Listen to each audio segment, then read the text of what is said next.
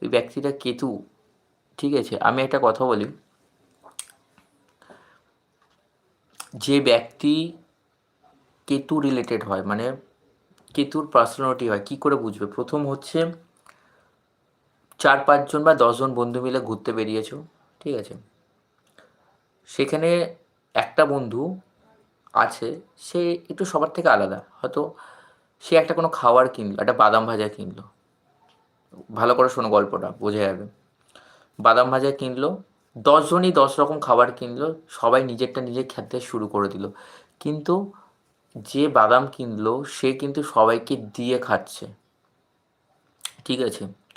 যে দিয়ে খাচ্ছে তার কেতু কিন্তু সব থেকে বলবান, আর তার কেতু ব্যালেন্স, সে কিন্তু দিতে পারে। কেতু হচ্ছে গিফট, যেমনি নিতেও পারে সেমনি দিতেও পারে। কখনো পিছু পিছু টান থাকে না মাইন্ডে, যে আমার আমার কোনো কারণে হয়তো লাইফে এগাতে পারছি না, এই কারণে আমাকে আটকে রাখছে, এইটা ভাবে না।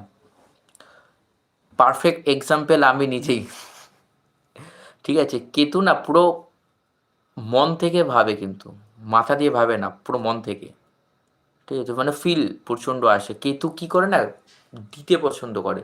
কেতু হচ্ছে নেচার, ঠিক আছে? কেতু হচ্ছে নেচার, এদের অনুভব শক্তি প্রচণ্ড ভালো থাকে। কোনো ব্যক্তি সামনে এসে ওকে যদি ফ্রড কিছু করে, সে কিন্তু বুঝতে পারে, সে বুঝতে পেরেও না বোঝার ভান করে তাও মিশবে, ঠিক আছে? আর এই এই ব্যক্তিগুলো না, মানে মানে খুব সহজে কিছু একটা টাকা চাইলাম, ভাই 10 টাকা দে, 20 টাকা দে, চা সিগারেট খাবো, অমনি সঙ্গে সঙ্গে দিয়ে দেবে।